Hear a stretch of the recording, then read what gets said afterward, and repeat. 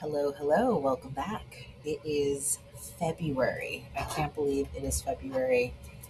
Thank goodness it's February.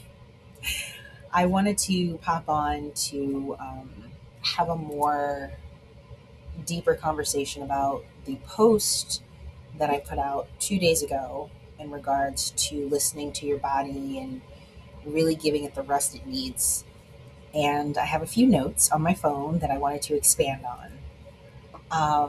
But this is a real personal journey for me, and I think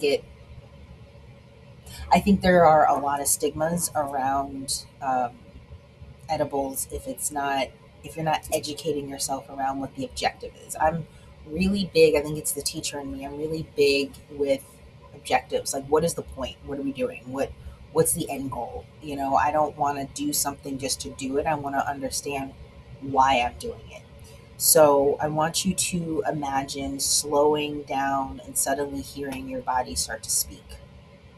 So this isn't dramatic, it is just honest. And that's kind of what I felt the journey with the microdosing did for me. I didn't realize how chronically exhausted I was. And I wrote another article about how sleep isn't just enough for rest. I think more than often in our society, we believe just go take a nap and you're going to feel so much better. And I'm not saying that naps and sleep can't recharge you, they absolutely do.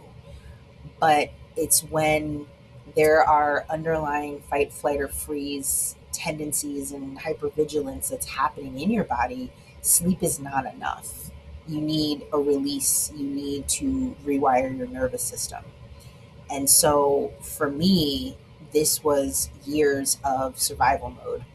Um, Years of feeling like if I'm resting, I'm not productive, if I'm not doing something, working towards a goal.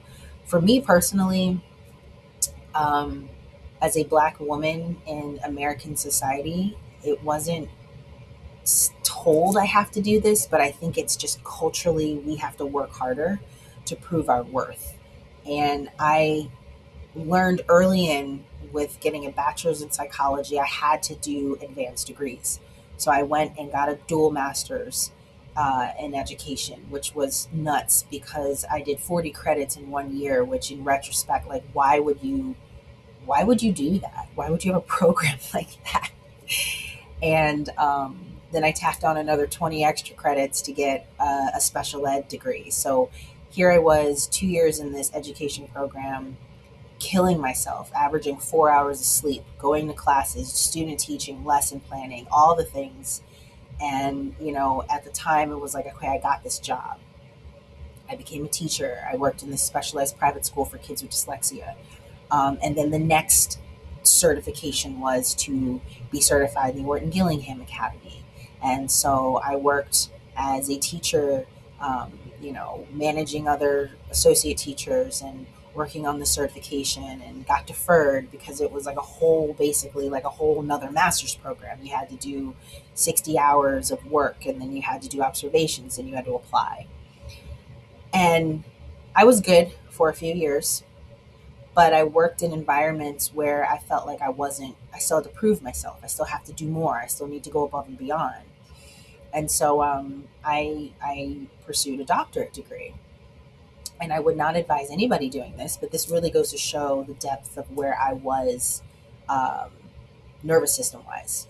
Productivity is where I need to be. You can sleep when you're dead kind of mindset, which I don't agree with that at all. So I was working in public school at the time, and I always wanted to I always wanted to get a doctorate. That was always a me thing. Nobody pushed me to do it. That was just something that in my mind, I was like, oh, if I have this, then I'll be seen as credible. And I was working full time. I just got married. I just became a mom to my older daughter, my stepdaughter, who was 12 at the time.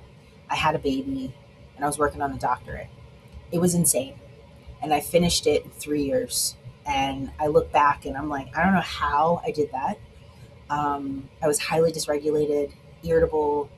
Um, I was frustrated. I was exhausted. But in my mind, I was like, you know what? The end goal is this degree, and this is where I need to be. And after graduating, in 2019, it still felt like I needed to do more. I needed to do more. This wasn't enough. And that was a sign of nervous system dysregulation before I knew that. And